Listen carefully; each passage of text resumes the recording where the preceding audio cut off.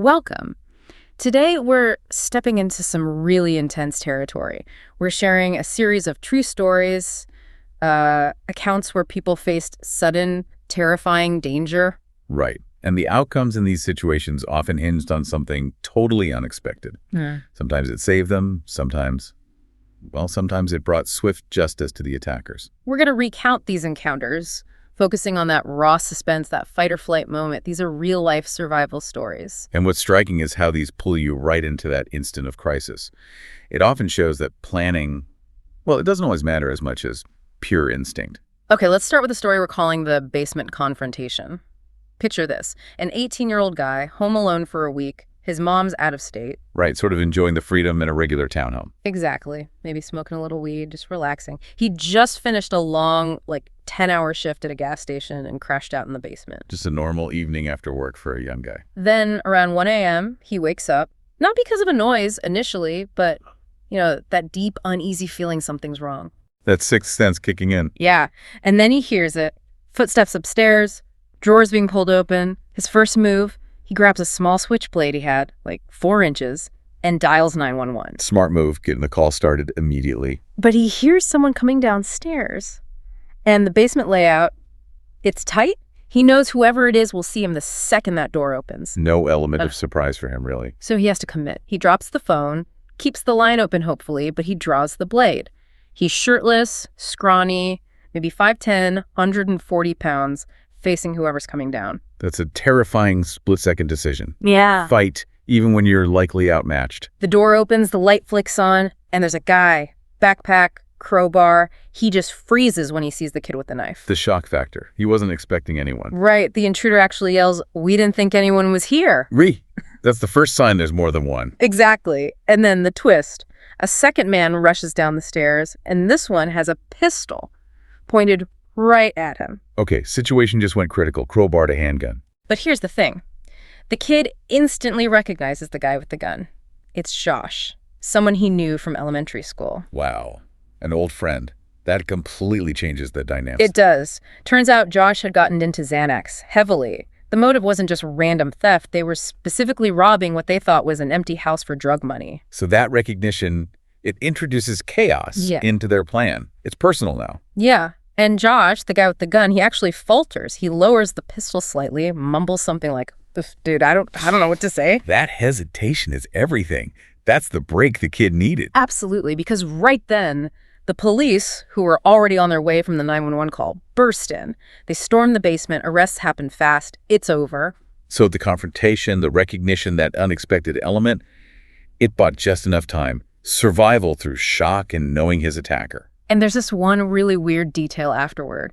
One of the cops sees a bong and, an ounce of weed on the kid's desk. Uh-oh.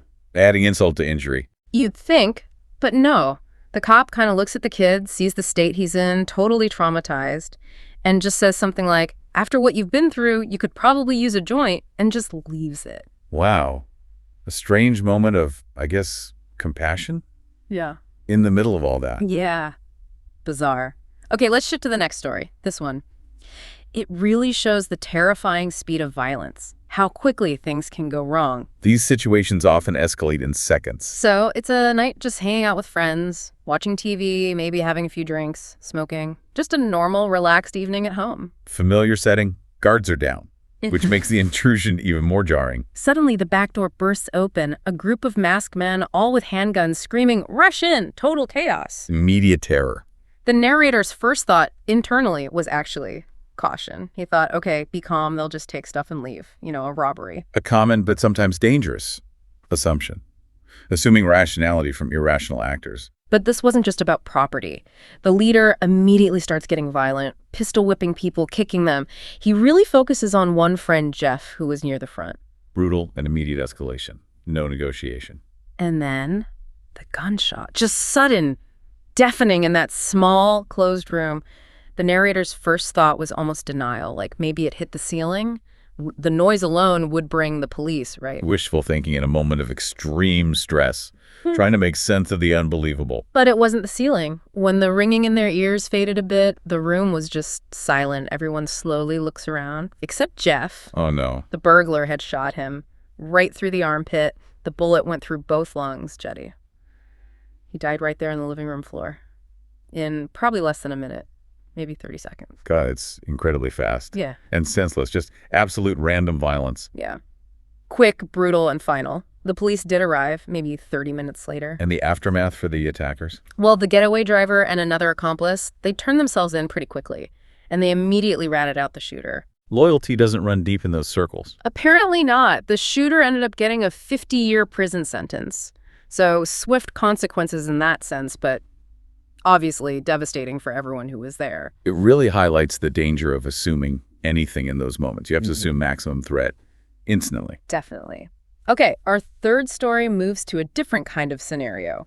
This one is about immediate action, like intervention saving someone else. Right. Shifting from being the victim to being the rescuer. It involves two 15-year-old boys. They're walking home from basketball practice, decide to take a shortcut through an alley to grab some drinks. Just teenagers probably not thinking about danger at all. Right. And they turn into the alley and see something awful. Two big, muscular guys holding a small woman down. One's covering her mouth, the other is starting to pull his pants down. Oh, God. They stumbled right into an assault in progress. And they don't even think, there's no discussion, they just react. They shuck their heavy sports bags right at the attackers' heads and rush in. Pure instinct. See something wrong, act immediately. But these guys are big, way stronger than two 15-year-olds. The initial rush, it doesn't work. One attacker starts just beating the hell out of one of the boys, the friend. The other grabs the narrator and starts choking him. So the situation turns against them fast. They're overpowered. Yeah, the narrator said he genuinely thought, this is it, I'm gonna die. That's the critical point. Yeah. Once you commit to fighting, you have to disable the threat, or you risk making it worse. They were losing. But then the turning point comes from the woman they were trying to help. She'd managed to get partially free. She becomes part of the fight. Exactly. She reaches up, grabs the hair of the guy choking the narrator, and then she jams her fingers hard into both of his eyes. Brilliant tactical thinking under extreme duress. Go for the vulnerable point's eyes, throat, groin. It worked. The guy reels back, blinded for a moment. The narrator shoves him down hard and then just starts kicking him violently, repeatedly, in the groin. Total commitment to disabling him now. While he's doing that, his friend is still grappling with the other attacker. They manage to kind of hold him, yelling at the woman to run, get help. Smart. Use the opening. And she does. She runs out and comes back incredibly quickly with, like, a whole crew of construction workers from a nearby site, armed with drills and hammers. Talk about an unexpected rescue party. Yeah. That ended the fight pretty decisively. The attackers were arrested. But there was a cost for the boys, right? Oh, yeah. Survival isn't always clean. The friend ended up with a shattered collarbone, a broken rib, a badly bruised eye. The narrator got a broken nose. Serious injuries. But they likely saved that woman's life. It shows that shared commitment, even from unexpected places, can turn the tide. But it's not without sacrifice. Absolutely. Okay, let's switch gears slightly. The next two stories. They involve survival, but also a kind of immediate personal retribution. Where self-defense blends into something. Yeah. Right. First one. We're calling it the Dutchman's counter robbery. This happened back in the 1950s, somewhere in Germany, maybe the Autobahn. The story comes from the narrator's Dutch grandfather-in-law. Okay, setting the scene. Post-war Germany. This grandfather had an old motorcycle that apparently had constant mechanical issues. He needed a specific tool to fix it, a really long, stody screwdriver. He kept it tucked into the bike's frame. So an everyday tool, but because of its placement and type, it's essentially a concealed weapon. Unintentionally. Pretty much. So he's pulled over, fiddling with the bike. A man walks up behind him, asks in German, "Do you have a match?" Seems innocent enough. A common enough question. But the approach from behind is always a potential flag. But the grandfather heard something else. As the guy asked the question, he heard that distinct click sound. The sound of a switchblade opening. Exactly. He didn't wait to see the knife. He didn't turn around. Instant reaction. He yanked that long screwdriver from the frame and just stabbed backwards, blindly but forcefully. Pure auditory cue, triggering an immediate preemptive strike. Not defense, but offense based on the perceived threat. And he connected, punctured the attacker's leg. The guy just collapsed, dropping the switchblade, yelling in pain. Attack neutralized instantly. Well, here's where it shifts. The grandfather doesn't just ride off. He stands over the guy who's writhing on the ground, takes the man's wallet, then gets on his bike and drives away. Wow. Okay, that's definitely moving beyond simple self-defense. His explanation later became kind of infamous in the family. He just said, he was going to rob me, so I robbed him. A very stark eye for an eye kind of justice delivered right there on the roadside, turning the tables completely. It's a mindset, isn't it? That immediate switch from victim to controller of the situation. We see a similar kind of energy in the last story. Okay, let's hear it. This one's more recent. It happened at a pub chain, Elephant and Castle, in Canada. The narrator worked there, and apparently the management had a really bad habit of ignoring staff complaints about customer harassment. A systemic failure creating a dangerous environment. There was this one regular customer, described as massive, and he constantly crossed lines with the narrator, trying to pull them onto his lap, repeatedly grabbing their backside. Just awful stuff. And management did nothing. Nothing. The narrator yelled at him, even slapped him once, but the managers wouldn't ban him because he spent a lot of money. Good for business, they said. So the narrator felt completely unprotected by the people who were supposed to ensure their safety. That breeds resentment, and maybe primes a stronger reaction later. Exactly. So one night, the narrator is out back in the alley on a cigarette break. This same regular customer sneaks up behind them, wraps his arms around their waist, and starts physically dragging them backward. Okay, that's not harassment anymore. That's assault. Abduction attempt, almost. Immediate fight or flight. The narrator doesn't scream, doesn't try to pull away traditionally. They just smash their head backward hard right into the guy's face. Using whatever weapon is available. In this case, their own skull. It connected perfectly, broke the guy's nose badly, blood everywhere. He drops the narrator in shock and pain. Effective defense. Creates separation. But the narrator isn't done. As the guy stumbles, they drop to the ground and just start kicking him. Repeatedly, ferociously, in the groin. Again, targeting that vulnerable area. But this sounds like more than just defense now. It seems like it, because then the narrator describes this moment of clarity, cold, focused rage.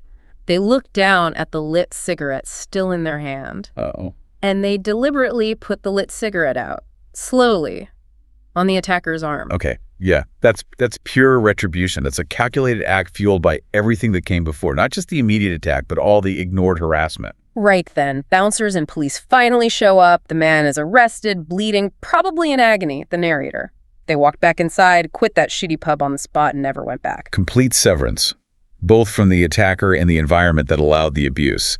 The defense and the vengeance were a package deal. So, looking back at all these stories, what's the thread connecting them? Well, I think it really underscores the difference between, say, preparation and commitment. In every single story where the person survived effectively, they committed instantly to decisive, often violent action. Right, whether it was grabbing the knife, throwing the bags, stabbing with the screwdriver, the headbutt. Exactly. Disabling action.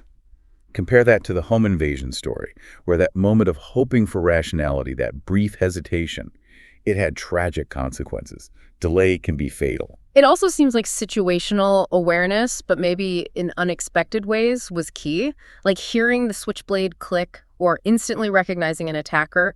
That specific knowledge seemed more critical than any kind of formal training. That's a really interesting point. It wasn't about knowing martial arts. It was about processing a crucial piece of information right now and acting on it without doubt.